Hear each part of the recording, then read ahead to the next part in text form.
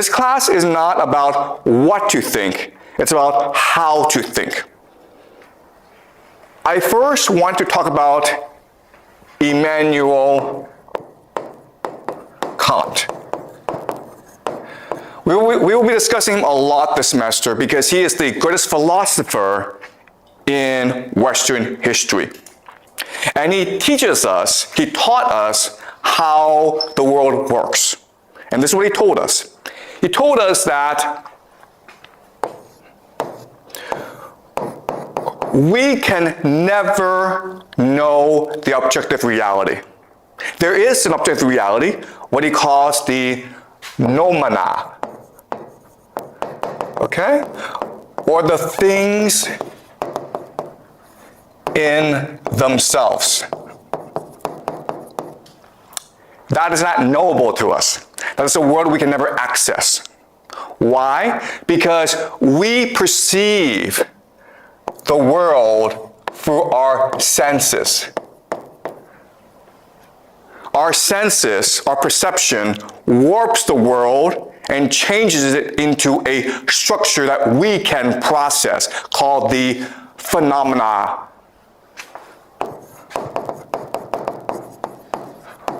Which are the things that appear to us. Okay, so the example is time and space. Time and space do not exist outside of us. Time and space do not exist in reality. But for us to understand reality, we need to add in time and space. Okay, that's the example. All right?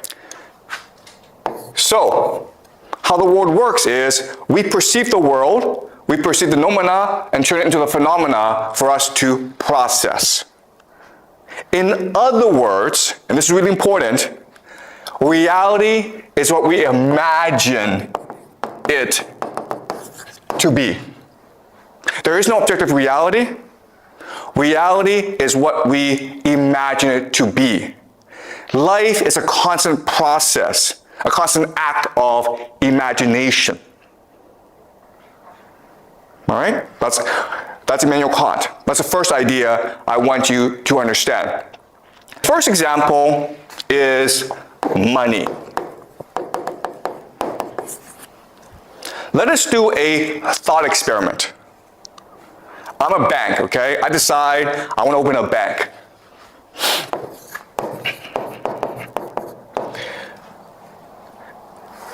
And now you're allowed to put money in the bank, okay? So all of you get together and you put $5 million in the bank. Not $5 million. Now, why do you put $5 million into my bank? Because I promise you 1% interest, right? 1% interest. That's a really good deal. But now, because I owe you some money, right? I owe you 1% interest, I now need to go make money for myself. So I have a friend who's building a restaurant, and he says, I need $5 million to build a restaurant. And after a year, I will pay back 10% interest. Okay? 10% interest. And so I make a 9% profit, and I can use that to pay my employees, to pay myself a salary, to build a new building, okay? So now I want you to think about this. I'm the bank, I got $5 million in deposit money, then I gave out a $5 million loan. Today, how much money is in the bank? Countless. Countless. How much money now do I have? I got $5 million from you guys, then I gave it out to someone else, right? So how much money is in the bank right now? Zero is zero, right? It should be zero. Logically, the answer is zero. So in economics, you learn about the idea of the fractional reserve system. Okay, what's fractional reserve? As you say, you must leave behind a certain amount of money. It can be 7%, it can be 10%, it depends on the country, okay? Let's say 10%. So theoretically, I can actually lend out $5 million. I can only lend out $4.5 million. Okay? You're right, okay? That's law as well. Okay? Actually, okay, let's say I lend out $4.5 million, okay? Now how much money do I have in the bank? 0.5 million. Yeah, $500,000, right? Okay, so again, this is what you're taught in economics. This is what makes logical sense, right?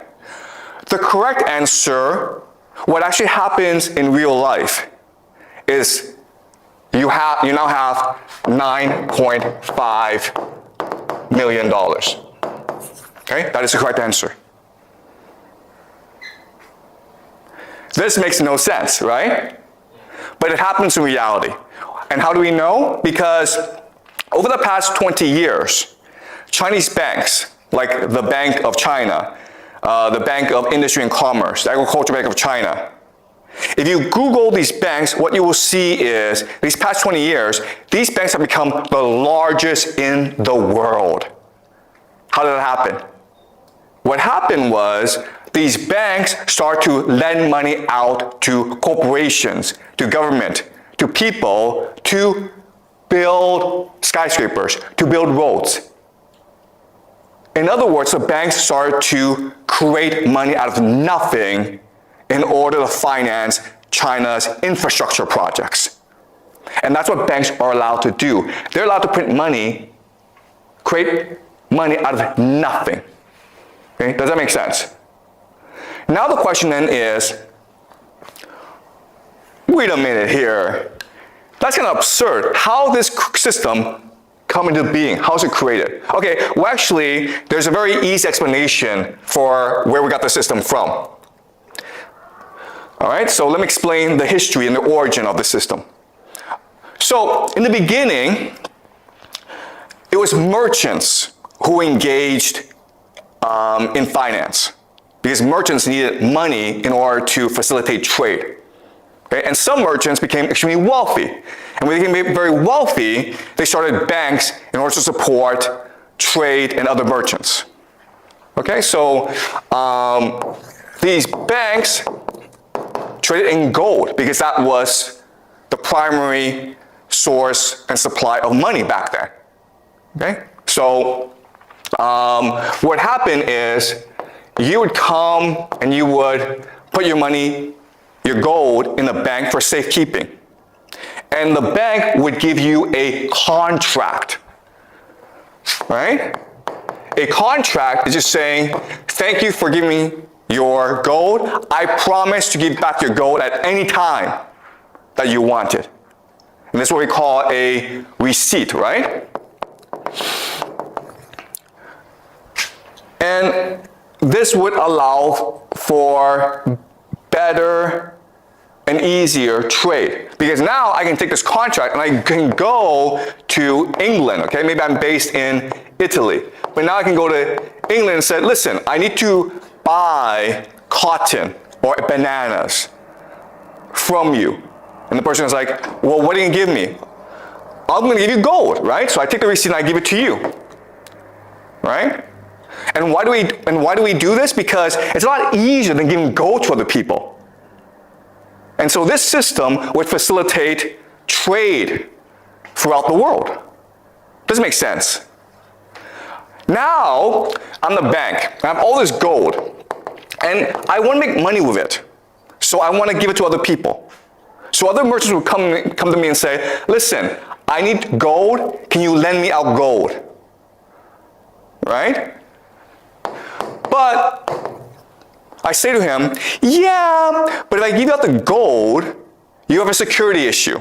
It's inconvenient for you. So why don't I give you a receipt, a contract instead? Does that make sense? Because all I need is a contract, all I need is a receipt in order to go and do trade elsewhere. Right? So by doing this, what I've done is I've doubled the gold in my bank, right? I've created money out of nothing. So the gold is still 5 million. That hasn't changed, but the receipt is now 5 million plus 5 million. So theoretically, I now have 10 million in the bank. All right? So that's how money and finance works. I have $5 million of gold, right? There's about $10 million of gold out there in receipts. What's the problem with that? The problem is that if everyone wants to gold at the same time, I go bankrupt, right? Because I lose my reputation. The contract says that at any time you want the gold, I must give it to you.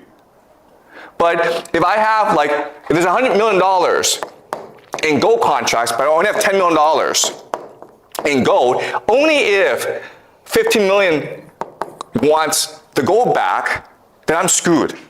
This is what we call a bank run. Okay, a bank run. And this is a huge problem for merchants. Okay? There's also another problem with the system, and the problem is this. Who do I usually lend my money to? Do you guys know? If I'm a bank, if I'm a merchant, who do I usually lend my money to? Okay, guys, today we lend the money to entrepreneurs. But back then, there really weren't entrepreneurs. There were kings and noble people. And what did they do all the time? Why did they need money? To fight wars, okay? That's why there was a demand for gold. Because if I'm a king, I need to fight a war, usually against my brother or someone else to control this territory, right? Now, the problem with this is I could get killed, in which case, oops. But also, what's much more common is the king would be like, screw you, bank, I don't need to pay you back. Okay? So there's actually a lot of risks with this system. So over time, develop a system to mitigate or reduce this risk. Okay? What would they do? What they would do is they would create cartels. Cartels are just partnerships. So maybe this bank works with another bank, throughout Europe. And the way they establish these cartels is usually through intermarriage, right? They would marry each other, they would combine together. And that way, let's say 15 million of receipts wants back the gold, but there's only 10 million. Well, guess what? You just go to another bank. Okay? And let's just say a king decides, I'm not going to pay you back, bank. Well, your bank works with other banks to establish a new enemy to kill the king to get the money back. Do you understand? And this system is what we call today central banking.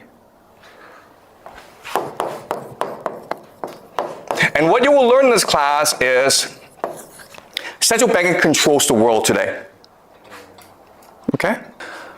Now, what's really important about this system is that it's based on power. Right? And what power is, it can turn nothing, money, the contract, into everything.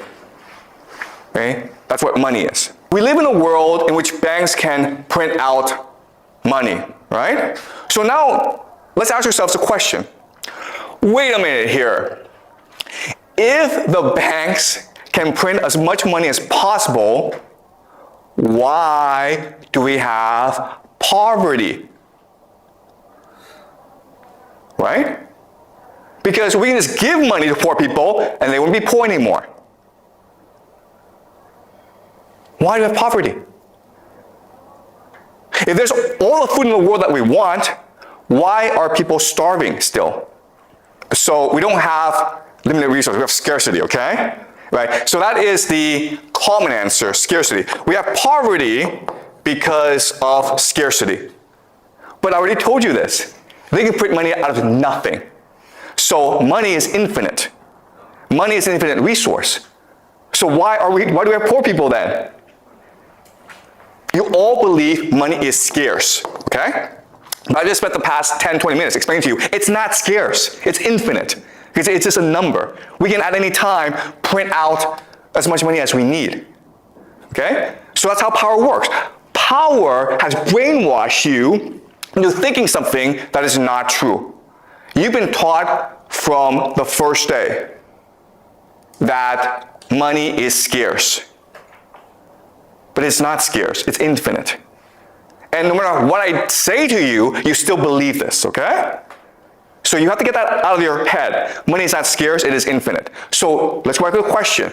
Why is there poverty in this world? Why do people starve? Why is there inequality in this world? Why are there poor people? Why are there rich people? What's the answer? Because we don't want people to all have money. The powerful people don't want that. That's exactly the answer. And why? Because otherwise, no one would work. Do you understand? The point of putting money is not to give you money. The point of putting money is to create the illusion that money is valuable, and therefore you will work hard in order to obtain it. But in order for me to make you want to get money, I need to create artificial misery. Do you understand? Right? And if there weren't poor people, you wouldn't want to be rich. It's only because you see people suffer that you would want to go make money for yourself. What do your parents tell you? Your parents tell you, work hard in school, make a lot of money. Otherwise, you're going to end up like a poor person. Right? Well, guess what? If there are no poor people, your parents couldn't say that to you. And you wouldn't want to work hard in school. Right? That's why we have poverty. Because poverty creates the illusion that money is valuable. In other words, poverty isn't what you do to yourself, it is what the powerful do to you. Why do you have like crises? Crises. For example, there's a stock market crash. Or for example, the economy goes down and people lose their jobs. Why do you have crises? I don't know. Exactly. You're not taught this in economics class. That's kind of weird, right? The point of crises is to destroy money. Why do we need to destroy money? Because if there's too much money in the system, people don't have to work. So you have to destroy this money in order to make people feel money is scarce. Okay, does that make sense? So why do we have wars? Right? Why are there wars in the world then? Because they're fighting over scarce resources, right? I already told you, scarcity is a lie. The real reason is war is meant to destroy wealth in order to make you think money is valuable. Do you understand? You guys play World of Warcraft or these games, right? Guess what, guys? World of Warcraft in our world, there's absolutely no difference. You just run around pointlessly working hard to obtain credits in order to buy stuff. If credits just flew out of the sky, because they could do that, right? They could actually program the engine to just put money out of nothing, you wouldn't do nothing every day. You wouldn't play the game. Okay? It's only because you believe that there's scarcity in the world and that you must work hard to obtain wealth that you do any work. Do you understand this? Okay? So this world that we live in, it's a complete illusion created by central banking in order to make us work as hard as possible. Because the real value is not money. The real value is the work we do.